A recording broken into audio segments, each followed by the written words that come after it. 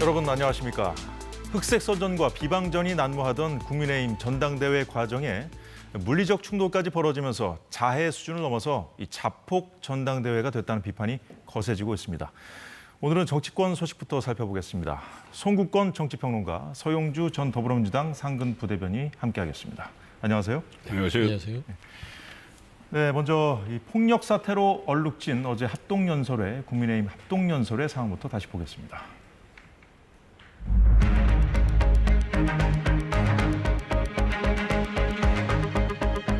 출처가 확인되지 않은 여론조사가 언론에 보도되면서 경선 과정을 더욱 혼탁하게 하고 있지 않는가 싶어서 선관위원장으로서 굉장히 걱정을 하고 있는데 여러분들께서도 동감이시죠?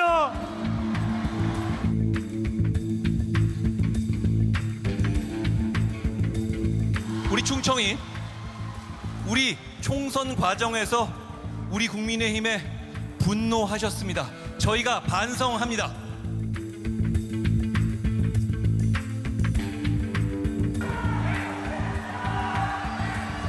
그냥 두세요. 괜찮습니다. 계속 소리 지르셔도 괜찮습니다.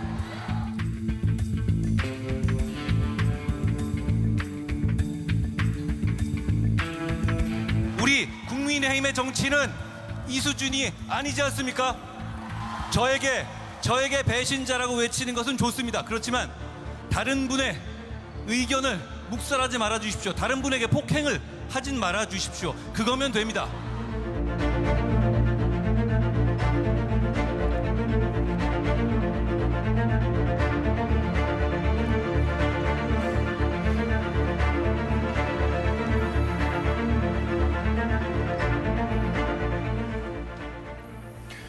예, 이미 당 선관위로부터 주의 시정 조치, 일부 후보들이 주의 시정 조치를 받았던 상황에서 저런 일이 벌어졌던 것이고, 오늘은 당 선관위가 모든 후보에게 폭력 사태 재발 방지 요구를 했다는데, 자, 서용주 부대변인. 네. 근데 어제 상황을 보면요, 당 선관위원장이 좀 불을 지른 측면도 있는 것 같아요. 뭐 발언들이 좀 그랬던 것 같습니다. 뭐 동원 얘기도 나오고요. 그러니까 선관위원장으로서 굳이 하지 않아도 될 말들. 그다음에 아직은 뭐 보니까 국민의힘 전당대회 보니까 그 정체불명의 여론조사 이런 부분들을 언급할 이유가 없었는데 그 부분을 던지다 보니까 각 진영 쪽에서 지지자들은 다른 생각을 하잖아요. 그러니까 그런 그렇죠. 부분에서 벌써 이제 선관위원장이 그 발언을 던지니까 좀 이렇게 달아오르는 그런 측면도 있지 않았을까라는 좀 아쉬운 좀 대목이었어요. 네. 자, 송국권 평론가. 네. 지금 여당 내에서는 전당대회가 이런 식으로 계속가면 정말 다 공멸할 수 있다는 네. 우려가 나오고 있더라고요. 자, 이 정도로 난장판이 되는 전당대회 본 적 있습니까? 저도 뭐 취재 많이 했지만은 일단 가장 그동안 당내 경선에서 이렇게까지 뭐 자해극을 넘어서 정말 이게 자폭을 하는 이건 처음입니다. 그때 대선 후보 경선에서는 이명박 박근혜 후보 때 한번 아주 치열하게 붙은 적은 있었죠. 예. 대선 후보 경선이에요. 이것은 당 대표 경선인데 그리고 당분간 어떤 뭐 공천권을 행사할 이런 것도 없는 상황이에요. 그럼에도 불구하고 이렇게 양쪽이 첨예하게 대치를 하는 것은 결국은 이것은 이 총선 패배 책임론의 연장선상에 있습니다. 연장선상에 있고 이것을 패배 책임론을 하는 과정에서 뭐 배신의 정치 이야기까지 나왔지 않습니까? 예. 그리고 또 용산의 개입설이 나오다 보니 양쪽이 치열하게 대치하는 과정에서 이 내부 경선에서 외부 그러니까 민주당에서 활용을 할 수 있는 이슈들을 막 투척을 하고 있는 상황이 예, 됐어요. 그쵸. 그러면 지금 댓글이나 뭐 국정 개입이나 아니면 당무 개입 뭐 이런 논란들이 지금 사실 윤석열 대통령 탄핵 국면으로 진입하는 그 문턱에 있다고 볼 수도 있거든요. 국민의힘이 본인들이 그렇게 봐요. 예. 여러 가지 이제 그 특검을 하는 것이 탄핵을 하기 위한 것이다. 본인들이 그렇게 보면서 본인들이 탄핵에 활용을 할 수 있는 그런 아이템들을 막 던져주는 이런 상황이 됐기 때문에 저는 이게 상당히 우려스럽다고 보고 이거 어떻게든 정리를 해야 되는데 이제 일주일 남았지 않습니까? 오세훈 서울시장이 양쪽에 모두 일단은 유세 중단을 선언을 하든지 하라고 했는데 저는 그 정도가 나와야 된다고 봐요. 그리고 만약에 추격을 하는 쪽에서 원희룡 후보나 나경원 후보나 윤상현 후보가 추격을 하는 쪽에서 그걸 하지 않겠다면은 저는 선두를 달리고 있다고 평가되는 한동훈 후보 쪽이라도 선제적으로 일단은 뭐 정해진 TV 토론 이런 건 어쩔 수 없겠지만은 다른 요새를 중단하는 그런 극단적인 극약 처방을 극약 처방을 내려야 되는 그 단계까지 왔다고 봅니다.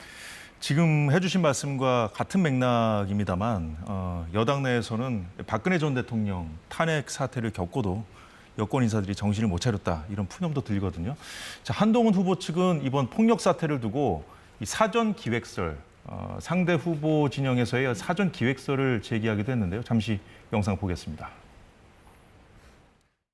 저희는 상황 파악을 많이 했습니다. 이게 어쩌면 사전 계획된 정치 폭력이고 이 선거 개입입니다. 붙인 것은 제가 의심의 여지가 충분하다고 말씀드렸습니다. 왜냐하면 그분이 유튜브 방송을 통해서 내가 일부러 고의로 그러니까 한 카메라 후보의 앞에 가서 생각인가요? 그는 한 후보의 생각인 거예요? 사전 아닙니다. 기획한 거는 이 한동훈 유튜버 후보의 생각이에요? 아니면 본인 생각인가요? 제 생각입니다. 유튜버가 그런 그러면- 얘기를 했기 그러면- 때문에 사전 기획됐다고 충분히 볼 여지가 있다는 거죠. 저희는 원인은 지지자가 아니라 반 한동훈 인물이라고 그렇게 말하고 싶어요. 예, 서영주 부대변인. 네. 예, 한동훈 후보 측에서 사전 기획설이라고 제기한 근거는 그 유튜버, 그 주체가 네네. 유튜버라는 건데 원희룡 후보를 지지했다고 합니다. 이 네. 유튜버가. 그런데 원희룡 후보 측은 뭐 만약에 말린다고 하더라도 좀 한계가 있을 수는 있어요. 말리는 데 그렇죠. 있어서. 그런데 이제 여튼 반 한동훈 인물이라고 손을 그어버렸어요. 그건 말장난이죠. 방한동훈 인물인지 원희룡 후보 측의 지지자인지 같은 말 아니겠습니까? 지금 현재 상황은. 그러니까 원희룡 후보 진영 내에서 한동훈 후보가 올라갔을 때 연단에서 한동훈 후보에 대해서 배신자라고 이렇게 소리쳤던 부분들은 원희룡 지지를 하는 그쪽 그룹에서 소리가 많이 나왔던 것이기 때문에 반 한동훈이 곧 원희룡 후보의 지지라고 봐도 뭐 맥락이 같은 말인데 지금 원희룡 후보 측 대변인은 지금 이제 좀 제가 객관적으로 봐서 말장난하는 것이고요. 중요한 거는 이제 또 한동훈 후보 측 이제 정광재 대변인 자체도 보면 이제 본인의 생각에 뭔가 이게 계획된 게 아니냐라고 하는데 제가 객관적으로 봐서는 이건 캠프에서 계획된 건 아닌 것 같아요. 그러니까 원희룡 후보를 지지하는 유튜버는 맞는데 예. 본인 스스로가 이번 어떤 여러 가지 계기를 통해서 저는 유튜브 장사했다고 봅니다. 그러니까 뭐 사전 기획설이라고 굳이 한다면 유튜버의 사전 기획설이다. 그렇죠. 이제 한 개인이 본인 스스로의 채널을 운영하면서 뭔가 소란을 피우고 예. 주목도를 높이면서 본인 유튜브 채널에 많은 어떤 지지자들, 특히나 이제 따지고 보면은 반한 정사를 가진 지지자들이겠죠. 아니면 친윤 정서, 윤석열 대통령을 엄청 지지하는 예전에 2019년도에 뭐 태극기 부대에 준하는 이런 지지자들을 끌어모아서 본인이 따지고 보면은 유튜브 조회수가 많아지면 수익이 생길 수 있는 거 아니겠습니까? 저는 그런 의미에서 기획을 해서 들어왔다면 본인 개인의 기획이지 캠페인 기획은 아니다. 다만 아쉬운 부분들을 보면 원희룡 후보도 그렇고 한동훈 후보도 그러는 게 이게 이번 국민의힘의 전당대회의 의미가 전혀 다 사라진 것 같아요.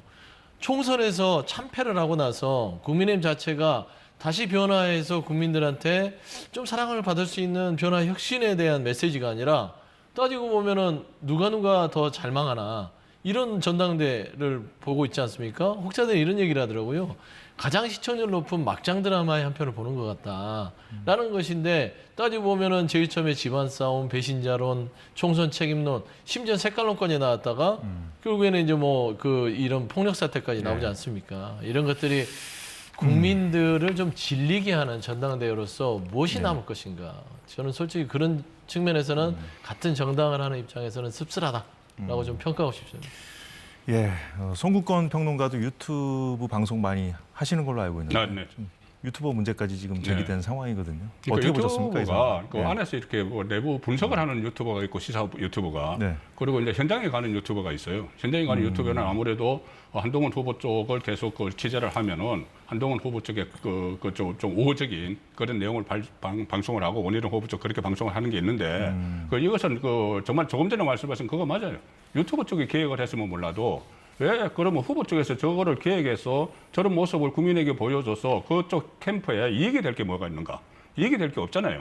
무슨 배신자하고 외치라고 하고 그럼 외치고 이게 그러면 정말 한동훈이 배신자다 이게 각인되는 것도 아니고 오히려 그것은 당 전체가 이 어떤 오명을 쓰는 것이고 그리고 원희룡 후보도 거기서 결과적으로 어떤 이익을 얻는 게 없기 때문에 기획됐다는 것은 이 캠프에 그러니까 제가 말씀드렸다시피 이 후보가 먼저 예. 이 휴전을 선언을 하든지 아니면은 당분간 뭐 제한적으로 유세 중단을 선언을 하든지 해야지. 조금 전에 그 일어난 것은 예. 캠프 참모들끼리 막 일어난 이야기잖아요. 그렇죠. 그러니까 예. 가령 예를 들어서 한동훈 후보는 나는 네거티브 하지 않는다. 왜 원희룡 후보는 네거티브 하나? 이렇게 이야기를 하지만 캠프 내부에서는 한동훈 캠프에서도 네거티브가 이루어지고 있는 거예요. 각 개별적으로 보면은. 그래서 그런 것을 종합적으로 판단을 해서 저는 휴전이 일주일 남았지만은 예. 정말 필요한 시기라고 봅니다.